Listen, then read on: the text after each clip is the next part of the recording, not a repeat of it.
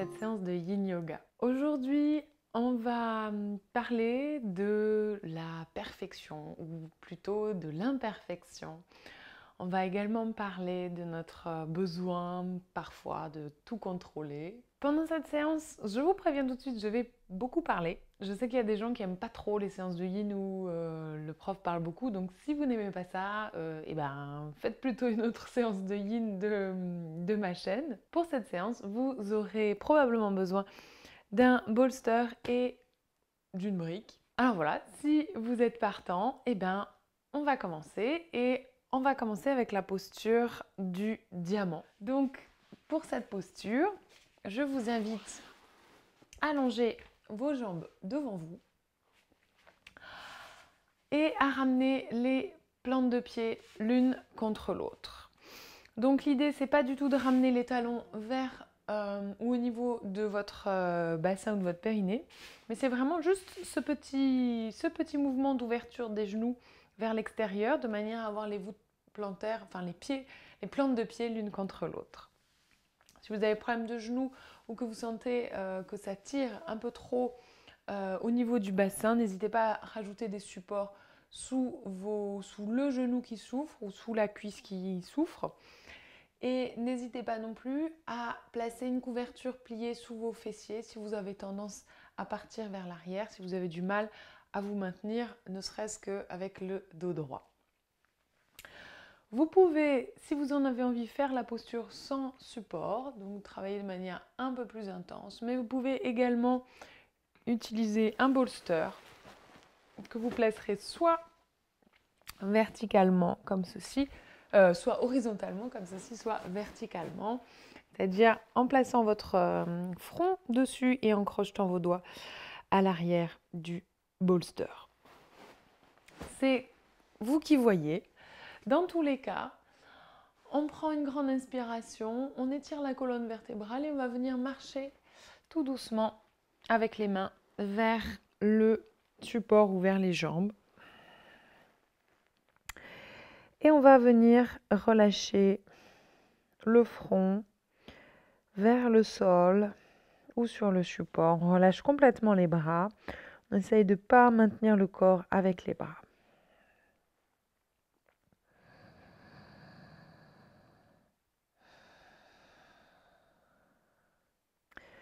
Donc je vous rappelle, en yin, on va essayer de trouver l'immobilité et de ne pas bouger. Alors moi, je vais un petit peu bouger pendant la séance, mais restez tranquillement dans l'immobilité, à moins que vous sentiez qu'il y ait de l'espace qui se crée dans le corps. Dans ce cas-là, vous pouvez aller un peu plus loin dans la posture en enlevant un support. Ou au contraire, si vous sentez que c'est trop intense pour votre corps, dans ce cas-là, rajoutez un support, allez un peu moins loin dans la posture. C'est vraiment vous qui choisissez l'intensité de chaque posture. Donc placez-vous à l'endroit où vous sentez quelque chose, pas à l'endroit où c'est absolument insupportable physiquement.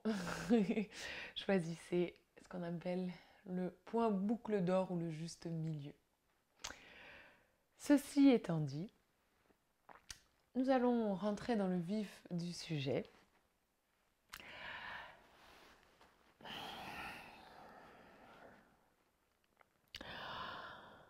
Alors dans la philosophie du yoga, on a un principe qui s'appelle le principe de Socha, le principe de pureté. Et c'est un principe avec lequel j'ai souvent eu un peu de mal.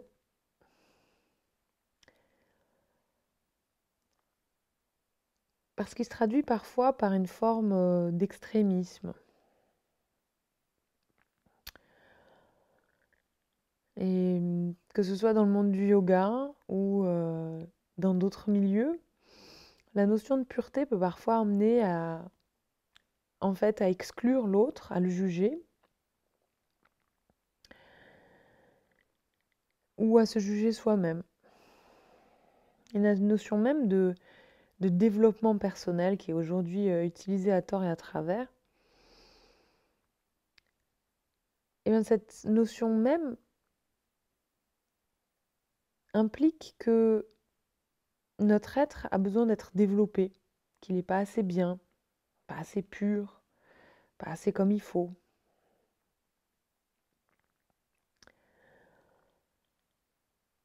Et pour cette raison, j'ai toujours eu un petit peu de mal avec cette notion de socha.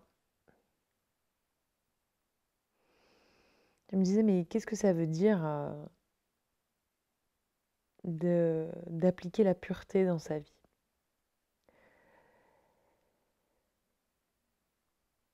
Et j'ai lu différents commentaires de cette sutra de Patanjali sur la pureté, sur socha.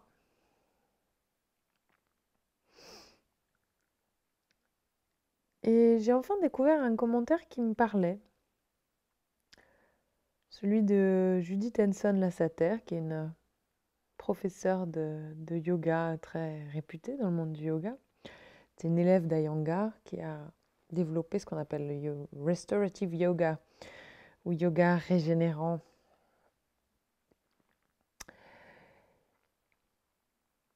Et apparemment, Judith Enson Lassater avait aussi beaucoup de mal avec ce principe de socha.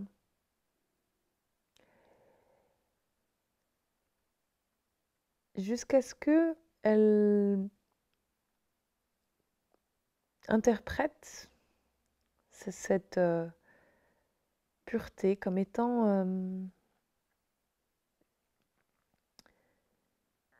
plutôt une pureté au niveau de nos intentions.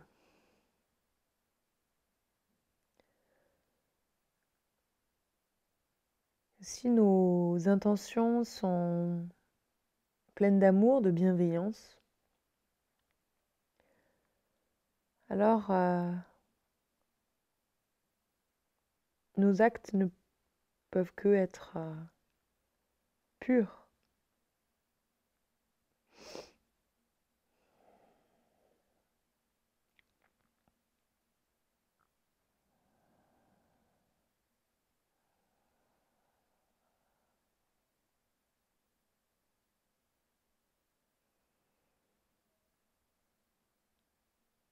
Et moi-même, ça m'a emmené à me questionner sur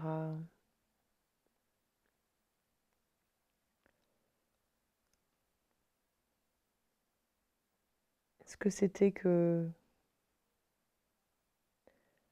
cette pureté. Pourquoi est-ce que on cherchait autant à être pur, à changer nos comportements.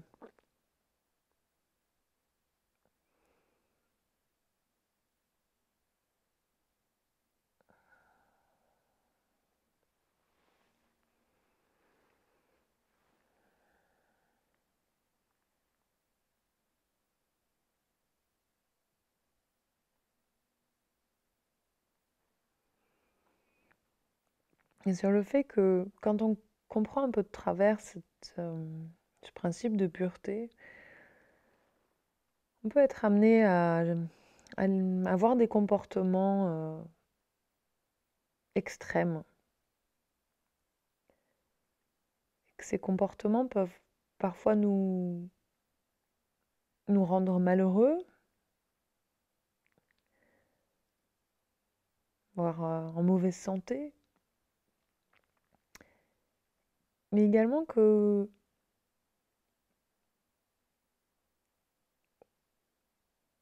ce besoin de pureté, de perfection, nous coupe des autres,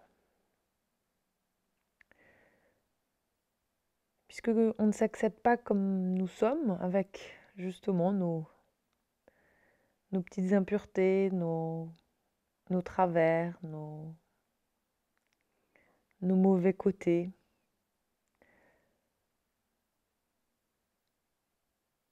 Comment est-ce que on peut faire dans ce cas-là pour accepter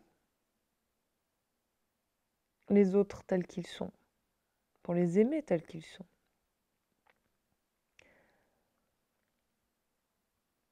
En essayant d'être toujours dans cette pureté matérielle, on se juge en permanence. On se dit toujours qu'on n'est pas assez bien, qu'on ne fait pas assez bien les choses, qu'on ne va pas assez loin.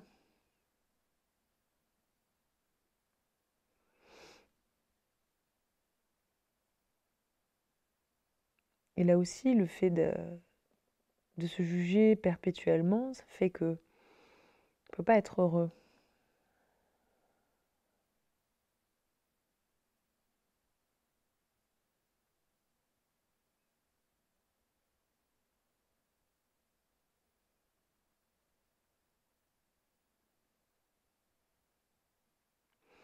Notre besoin de perfection nous emmène aussi parfois à avoir besoin de tout contrôler, contrôler notre environnement, contrôler nos pensées, contrôler nos émotions, contrôler les autres.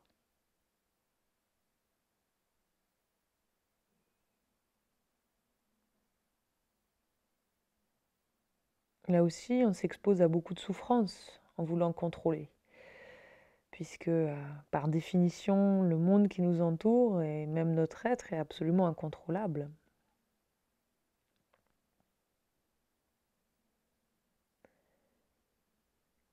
Et ça implique aussi que nous savons ce qui est pur, ce qui est bon pour nous, pour les autres. Alors pour nous, c'est effectivement peut-être possible, mais pour les autres, c'est quand même compliqué.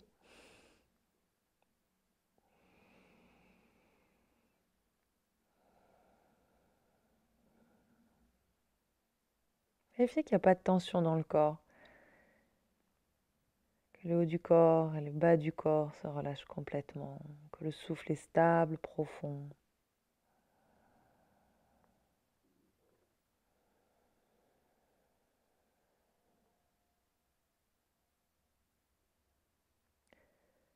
Je vous invite à prendre une profonde inspiration,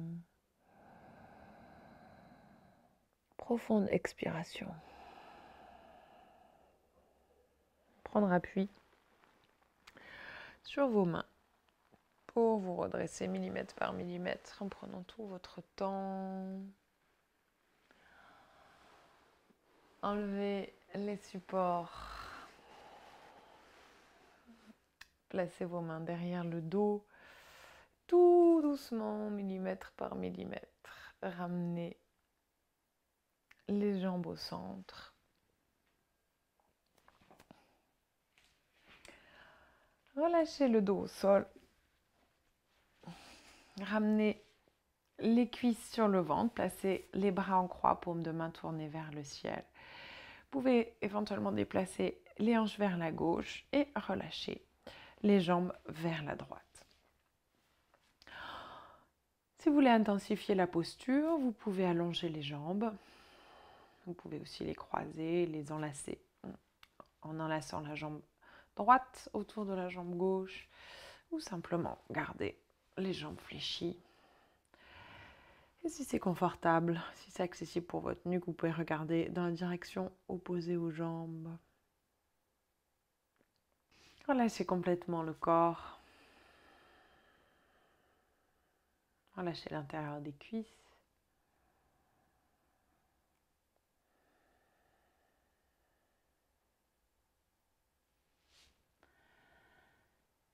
Je vais vous lire une citation.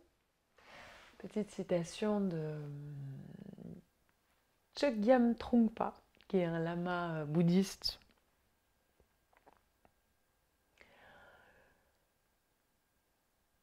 L'attitude de l'héroïsme se base sur l'affirmation que nous sommes mauvais, impurs, que nous n'avons pas de valeur, que nous ne sommes pas prêts pour la compréhension spirituelle. Nous devons nous réformer, être différents de ce que nous sommes. Nous devenons végétariens et nous devenons ceci et cela. Il y a tellement de choses à devenir. Nous pensons que notre chemin est celui de la spiritualité, parce qu'il va littéralement à l'encontre du flot de ce que nous avons été. Mais ce chemin est simplement celui du faux héroïsme. Et la seule chose qui soit héroïque en ce sens est notre ego.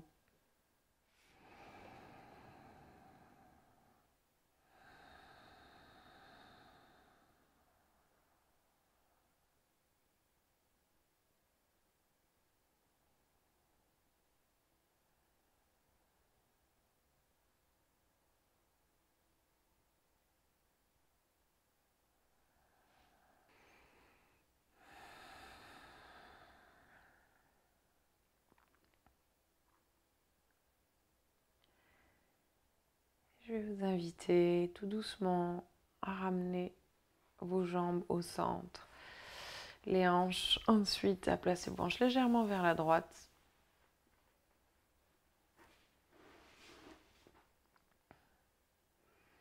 Et à relâcher vos jambes fléchies, tendues ou enlacées vers la gauche. Relâchez la tête vers la droite si c'est confortable.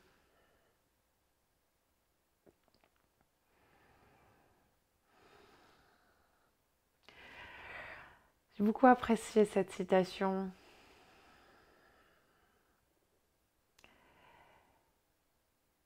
Je trouvais qu'elle reflétait bien ce qui se passe en nous quand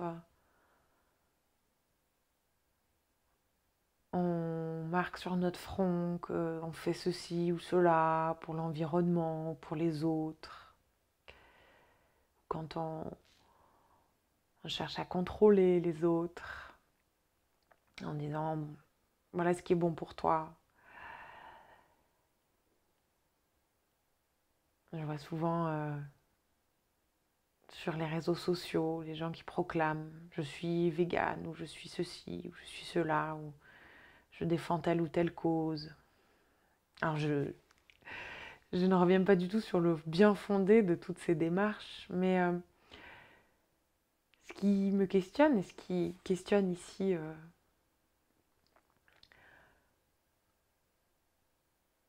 Chogyam Trungpa, c'est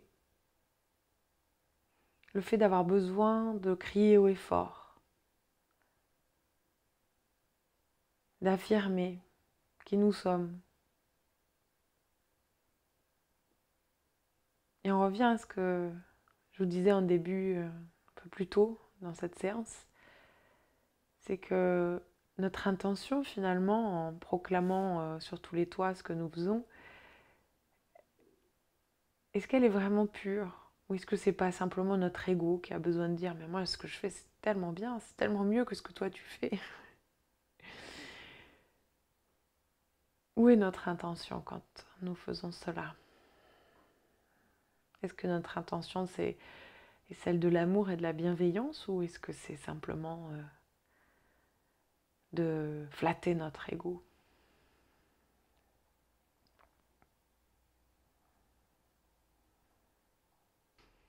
Et je vais vous inviter à ramener les jambes au centre. Vous pouvez ensuite rouler sur le côté, prendre appui sur votre main pour passer à la posture suivante, la posture de Anahatasana.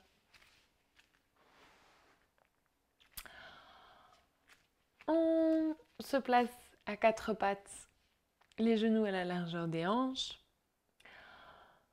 On prend une inspiration ici et doucement, on vient marcher avec les mains vers l'avant du tapis jusqu'à ce que on puisse relâcher le front au sol ou sur une brique.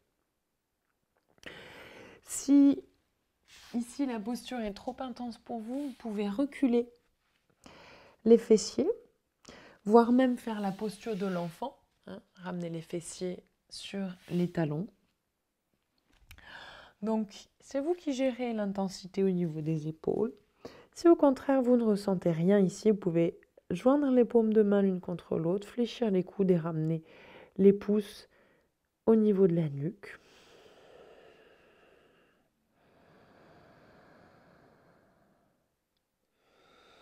À chaque expiration, laissez le cœur couler un peu plus vers le sol. Laissez-vous aller un peu plus profondément à la posture. Essayez d'abandonner vos résistances, quelle que soit l'option choisie et l'intensité choisie. Et je vais maintenant vous lire une citation de Alan Watts, qui est un philosophe et un spécialiste des religions orientales.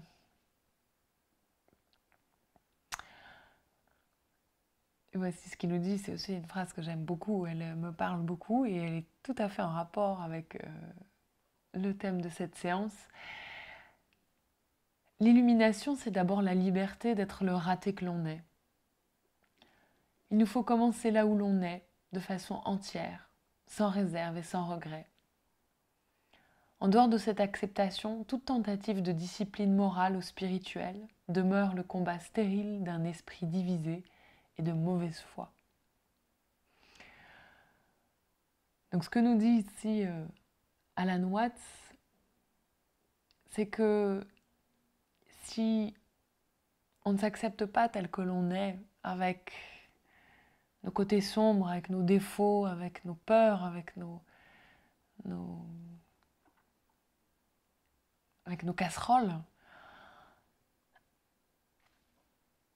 et qu'on cherche en fait à justement à devenir meilleur ou pur sans s'accepter, en pratiquant des pratiques, ce qu'on peut appeler aussi des sadhanas, des pratiques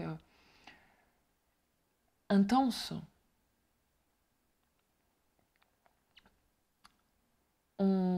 finalement, on finit par être complètement en contradiction. Comme si on luttait contre soi-même, contre la personne que l'on est profondément. Or, qui dit lutte, dit absence de sérénité. Et donc finalement, c'est complètement contradictoire de vouloir être parfait quelque part, de vouloir effacer tout ce qu'on n'aime pas chez nous,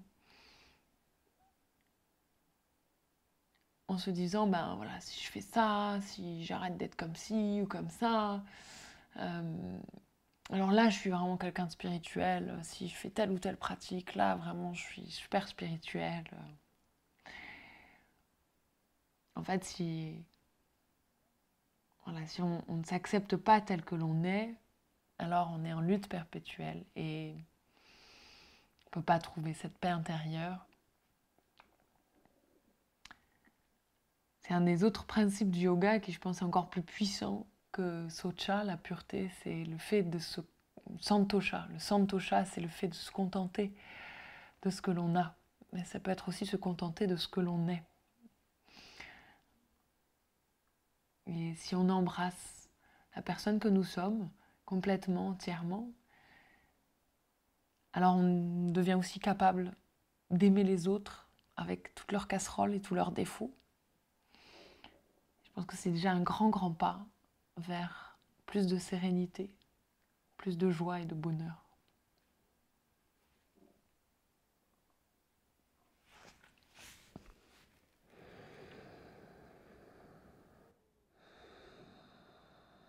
Je vous invite à prendre une profonde inspiration. Profonde expiration. Et tout doucement, si ce n'était pas déjà le cas, ramenez vos fessiers sur les talons pour venir dans la posture de l'enfant. Donc, si vous étiez déjà dans la posture de l'enfant, on va simplement ramener les bras vers l'arrière. Et si vous venez aussi dans la posture de l'enfant, ramenez les bras vers l'arrière pour soulager les épaules, laisser les épaules couler vers le sol, relâchez le front, la nuque. À chaque expiration, relâchez un peu plus les épaules.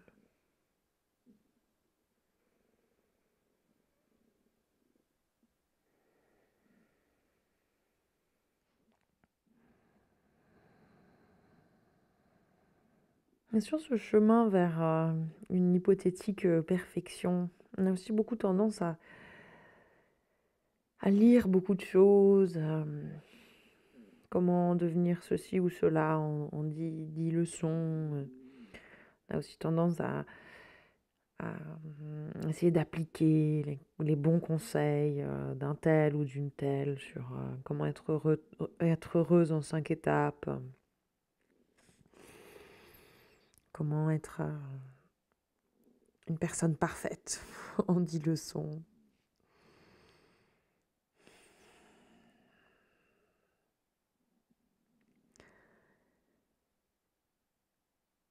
Il a aussi se fier à un livre ou une personne pour nous dire quel est le chemin à suivre ou quelle est la vérité. Là aussi, c'est un chemin qui est assez risqué.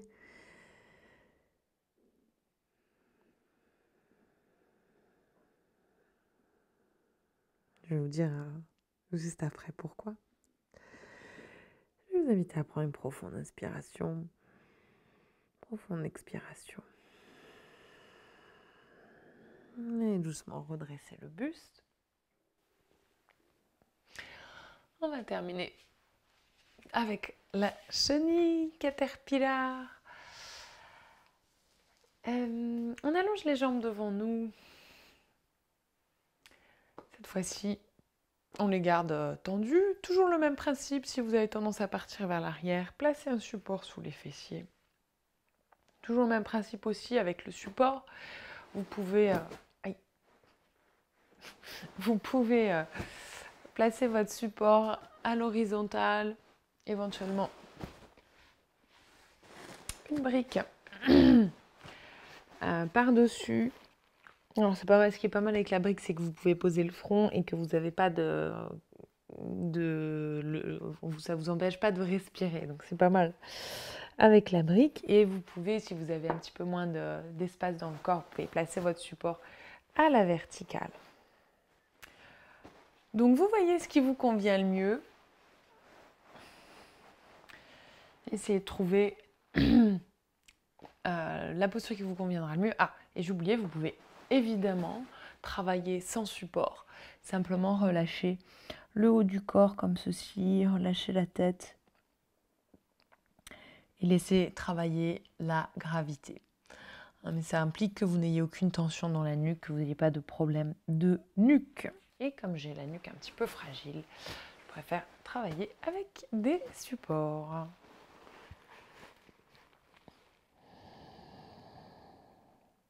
À chaque expiration, là aussi relâchez, laissez les omoplates couler vers le sol, relâchez les épaules.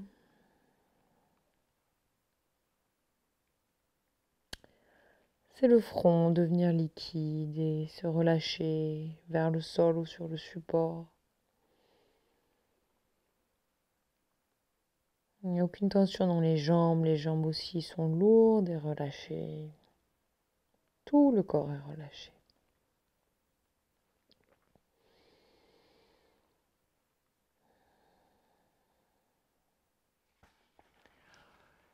Sur le fait que on ait parfois un petit peu tendance à trop prendre les choses à la lettre, Mark Twain a écrit une citation assez drôle. Il nous dit « Faites attention lorsque vous lisez des livres sur la santé, vous pourriez mourir d'une faute d'impression. » Donc c'est une manière de nous dire que si on prend tout pour argent comptant, eh ben, on risque tout simplement de tomber dans le panneau ou de faire un petit peu n'importe quoi, d'aller à l'encontre de qui nous sommes. De manière un peu plus sérieuse, c'est un des grands enseignements de Krishnamurti que vous connaissez peut-être, qui est aussi un philosophe, un penseur du XXe siècle. Et Krishnamurti, dans sa pensée, nous dit c'est vraiment un penseur de la liberté.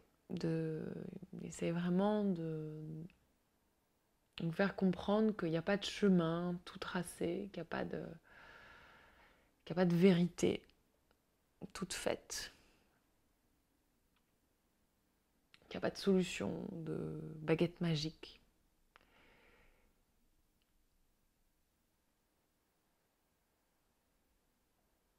Et à propos de ce besoin de perfection, de ce besoin d'avoir un cadre, d'avoir des règles, voilà ce qu'il nous dit. La peur existe quand je désire vivre dans un modèle particulier. Vivre sans peur signifie vivre sans aucun modèle particulier. La peur surgit quand j'exige une façon de vivre particulière. Donc là, il nous parle de notre besoin de contrôler, de notre besoin de suivre des règles, de nous imposer des choses.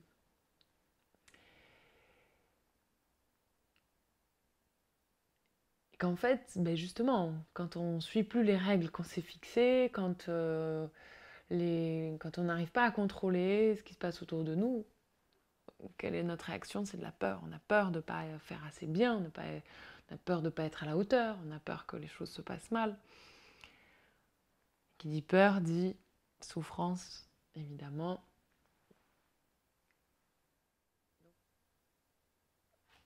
Alors c'est sûr que ce que nous dit Krishnamurti, c'est quelque chose de compliqué à suivre. Puisque on a toujours besoin d'être inspiré, de suivre un enseignement, d'aller vers quelque chose. Et je pense que c'est très humain d'avoir besoin de suivre une certaine voie, un certain chemin qui est déjà tracé. Et je pense que c'est vraiment quelque chose qui se construit petit à petit en nous. Ça prend beaucoup de temps de trouver la capacité à créer nous-mêmes notre chemin sans avoir besoin de suivre des règles calquées sur les autres ou un chemin qui est long, un chemin qui est complexe. Mais comme je vous disais tout à l'heure, je pense que la première étape, c'est déjà de s'accepter, de s'aimer tel que nous sommes, sans vouloir chercher à nous changer, sans vouloir chercher à être meilleur ou mieux. Accepter que nous sommes imparfaits, mais que c'est en fait cette imperfection qui nous rend parfaits, qui nous rend uniques.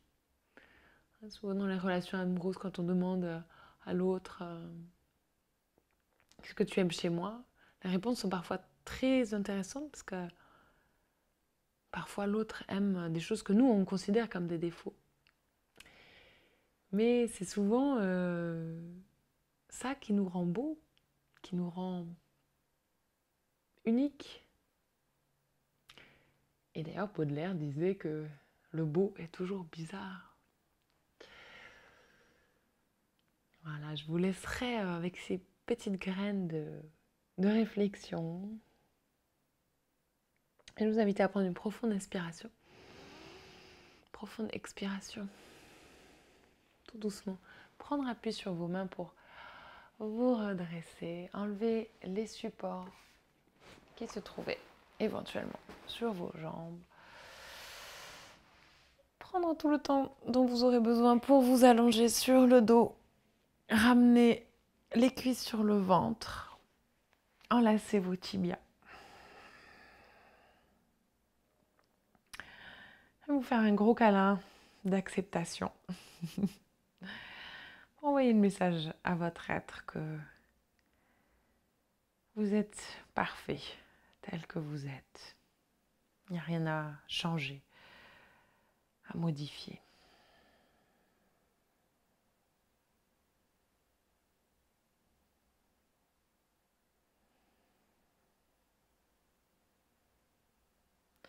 Vous pourrez vous allonger.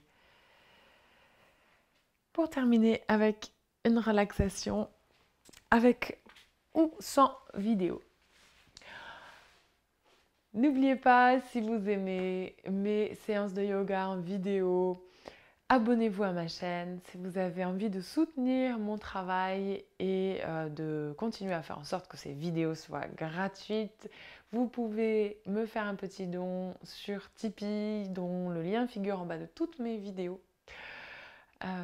Voilà, je vous souhaite une très très belle journée. Surtout continuez à vous aimer tel que vous êtes, à vous aimer avec toutes vos imperfections et avec toutes vos forces. Vous êtes toutes et tous merveilleux tels que vous êtes. Je vous embrasse très fort et je vous dis à la semaine prochaine. Namasté.